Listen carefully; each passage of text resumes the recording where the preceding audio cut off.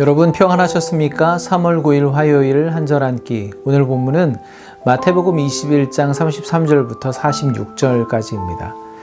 오늘 예수님께서는 대제사장들과 바리새인들에게 또 하나의 비유를 말씀해 주십니다. 포도원 주인과 농부들에 관한 비유인데요. 이 비유는 아마 유대인들이라면, 특별히 종교 지도자들이라면 잘 이해가 되는 비유였을 것입니다.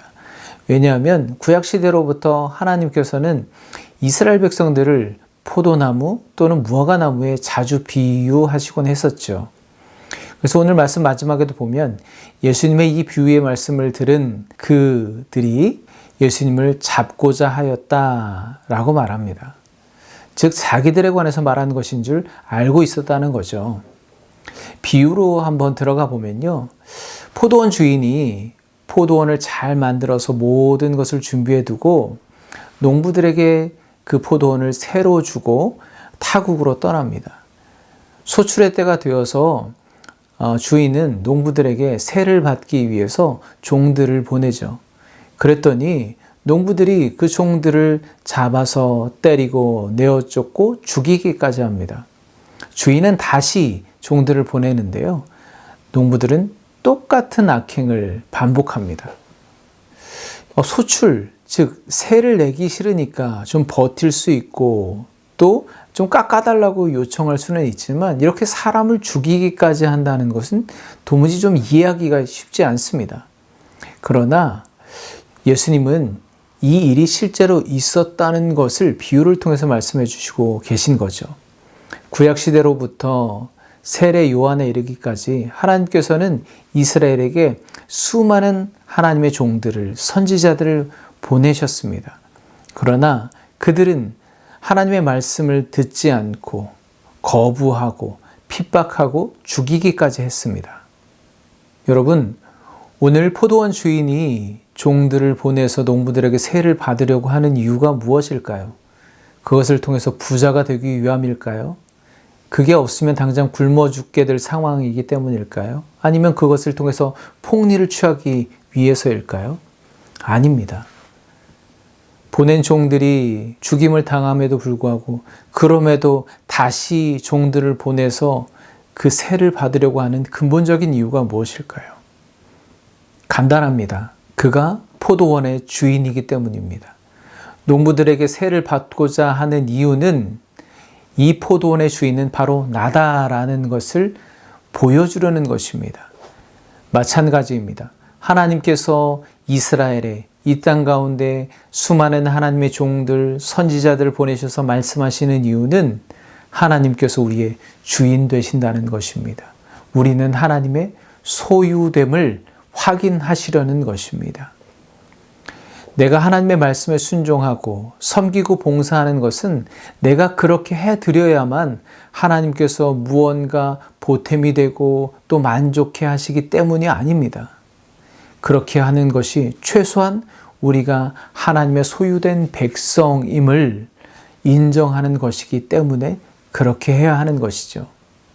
여러분, 오늘 하루를 사실 때 주님께서 허락하신 그 은혜의 포도원에서 일하는 한 농부로서 나는 어떻게, 무엇을 통해 그 하나님의 주권을 인정하고 감사할 수 있을까?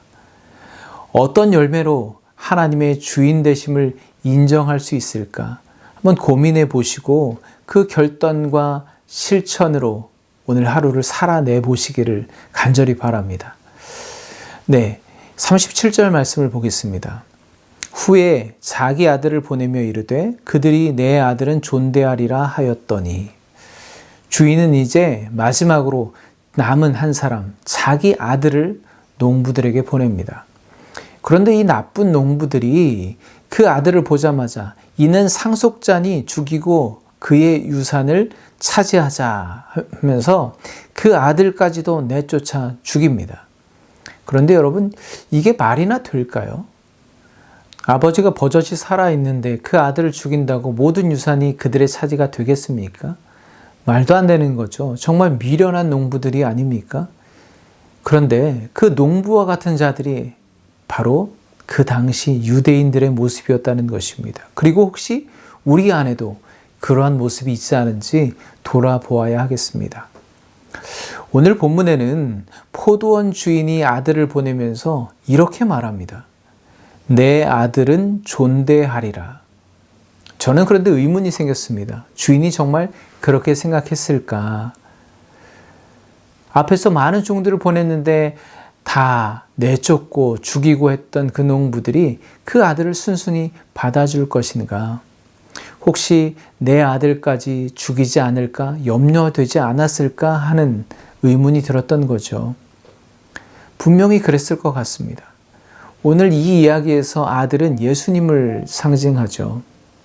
하나님께서 이전에 수많은 선지자들을 보냈으나 다 거부하고 배척하고 죽였는데 하나님의 아들 예수님께서 이 땅 가운데 오셨을 때 이스라엘 백성들이 예수님마저 거부하고 결국은 십자가에 달아 죽게 할 것을 하나님이 모르고 계셨을까요?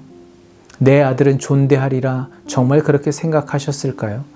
그렇지 않았을 것입니다. 아셨습니다. 그런데 왜 과연 하나님은 아들이 죽을지도 모르는 그 위험한 이 땅 가운데 당신의 아들을 보내셨을까요?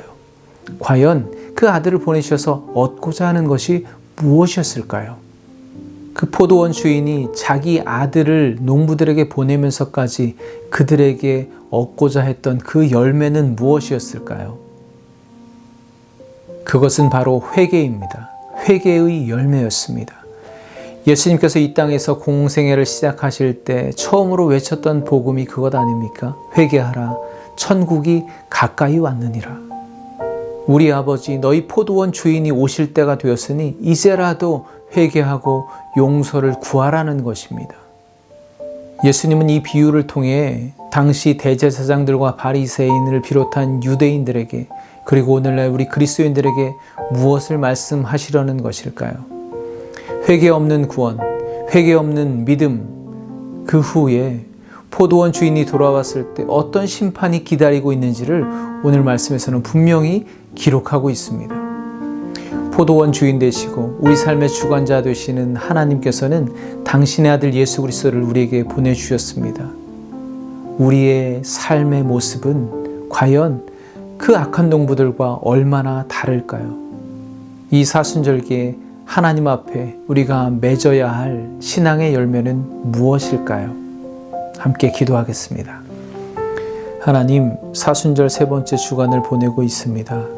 하나님의 아들이신 예수 그리스도를 통해서 우리가 다 하나님의 소유인 것을 깨닫게 하시고 내 삶의 구체적인 모습을 통해 하나님이 주 되심을 인정하고 보여내는 삶을 살게 하여 주시옵소서. 이전에 너무나 당연하게 누렸고 지금도 누리고 있는 그 하나님의 은혜에 감사하지 못하고 도리어 모든 것을 영원히 내가 붙들고 나의 것으로 만들고 내 소유 삼으려 했던 교만과 죄악을 용서하여 주시옵소서. 예수 그리스도의 이름으로 기도합니다. 아멘. 감사합니다. 내일 다시 찾아뵙겠습니다. 평안하십시오.